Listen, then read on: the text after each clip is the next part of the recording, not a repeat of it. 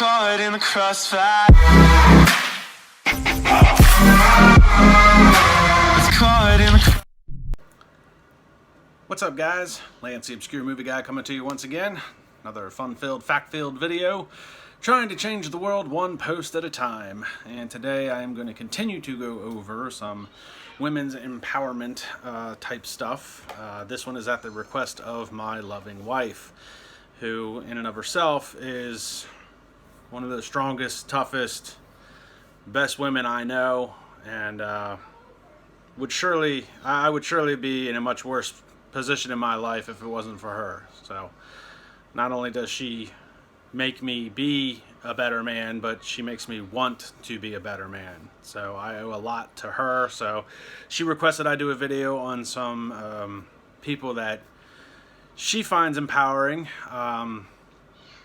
and it's not always a matter of characters. You know, last video we talked about 3 movies in which the characters themselves were badass characters.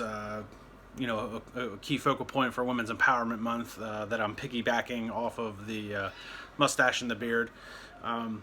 But it's not always just a matter of the characters. Sometimes women themselves in real life can be badass and can be empowered and powerful even. So she wanted me to talk about 3 people that I can agree with her that are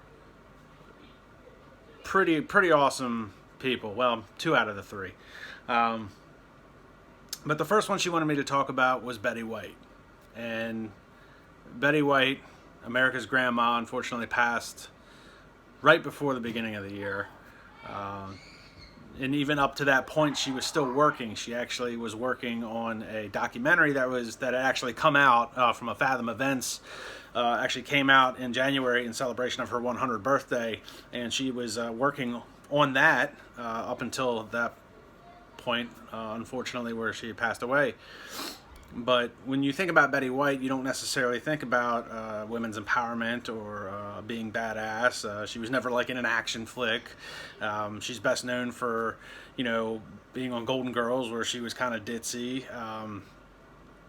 But off camera, she was a legend in the business, and her career spanned, you know, from the 1950s all the way up until her untimely death. So, I mean, 70 years, you know, not a lot of people can say they've had a 70-year career in show business, but she's one of them. So I had to do some digging. You know, I think one of the most badass things Betty White ever did, she was definitely a pioneer of early television, and I think one of the best things she ever did to show true women's empowerment was simply say, live with it. Per our sources at Wikipedia, from 1952 to 1954, White hosted and produced her own daily talk/variety show, The Betty White Show, first on KLAC-TV and then syndicated by NBC. It was her first television but second show to feature that title, and like her sitcom, she had creative control over the series when it was under NBC and was able to hire a female director. In a first for American network variety television, her show featured an African-American performer, Arthur Duncan. But the show faced criticism of the inclusion of the tap dancer as a regular cast member, and that criticism followed when NBC expanded the show nationally and into the southern stations. The southern stations threatened to boycott the show unless Duncan was removed from the series, and in response, Betty White said, "I'm sorry, live with it," and gave Duncan more airtime. Initially a rating success, the show repeatedly changed time slots and suffered from lower viewership, and by the end of the year, NBC had quietly canceled the series. There's a lot to unpack in just that little paragraph. I mean, you're talking about the 50s, where women weren't necessarily not on a talk show, but they definitely weren't having their own talk show. So, you know, there's a little bit of barrier breaking there for women. Not only that, she had creative control over the show, so she was able to hire a female director. Again, something that's not very common back in the 50s. And then Arthur Duncan, who did go on to have a very successful career beyond The Betty White Show. In fact, he found his way. He was on other talk shows and was featured prominently from 1968 to like 1982. But, and then, that's all stuff that's not common in the 50s. We're talking about, kind of the Jim Crow era. There definitely wasn't so much as a women's movement type thing then, so she's the host. She's got a female director. She's got a black cast member. Those are all barrier breaking things to be done back from in 1952 to 1954. And then to sit back and tell people, hey, too bad. I like the guy and I'm going to keep him on my show, and then give him more airtime as like a giant middle finger to the industry. You don't get much more badass than that.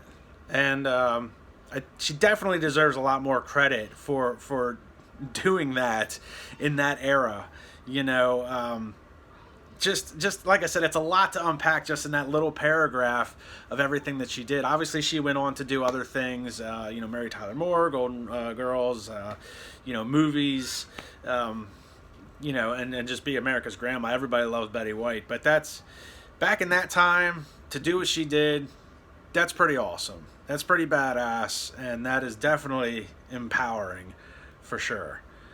So, there you go, honey. There's Betty White. The next one my wife wanted me to talk about was Sandra Bullock. And again, another actress who's very good at what she does. But again, you don't find her in a lot of action movies. And even if you find her in some action movies, like Judge Dredd or Speed, you don't find her in a lot of action sequences per se. Yeah, she was in Speed, and there was a couple different things, but mostly she's just driving the bus. In Judge Dredd, she wasn't necessarily a badass. Obviously, that's a Sylvester Stallone film, takes place in the future. She's a little bit more timid, a little bit more meek, even though she's a cop, but cops aren't cops like we see them. Cops are pansies in the future in Judge Dredd, which I'll leave my political thoughts out of that one. But either way, so Sandra Bullock was another person that, another actress that necessarily hasn't done anything really action-packed, hardcore, badass, but she is a good actress, and she did play she portrayed a badass female in The Blind Side.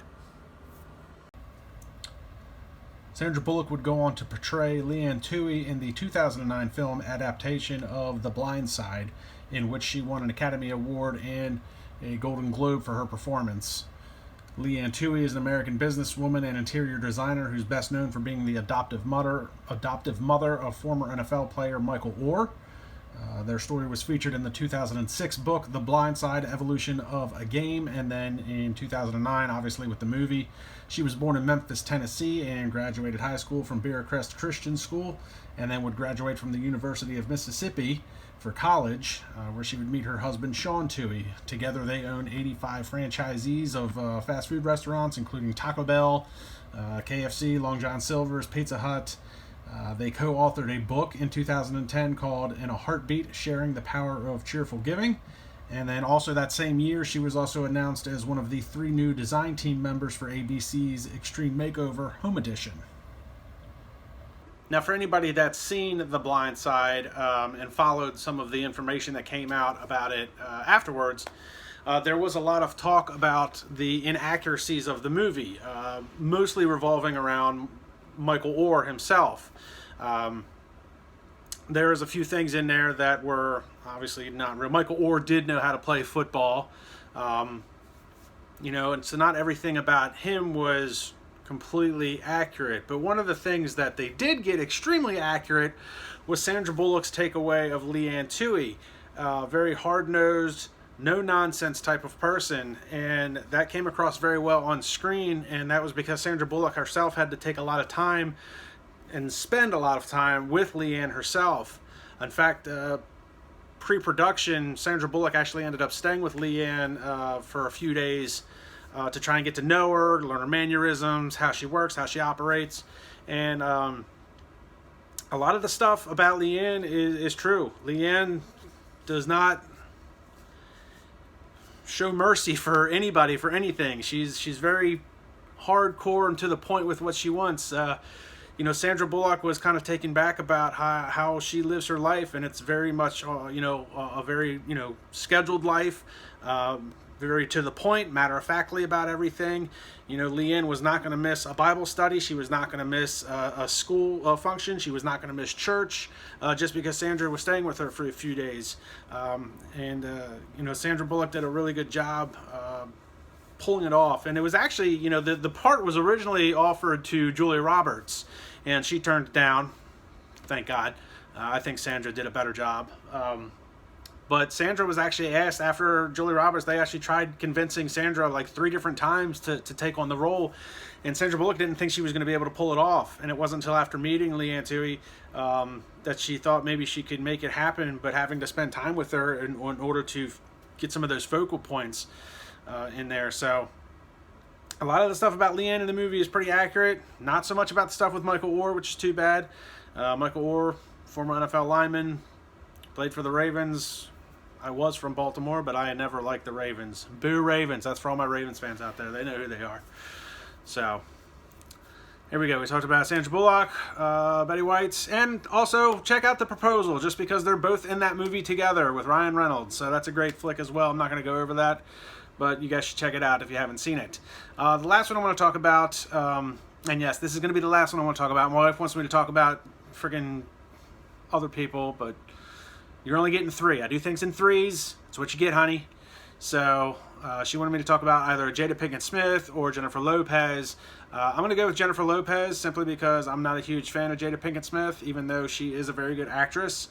I just am not a huge fan of her in real life. Like she just seems like a bitch in reality. And maybe she's not, but that's just my take, and I could be completely wrong. But I want to talk about Jennifer Lopez, who, really, Jennifer Lopez in and of herself is kind of empowering. She's done amazing things in her career that continues to, go on without missing a beat. She's, singer, dancer, actress, producer.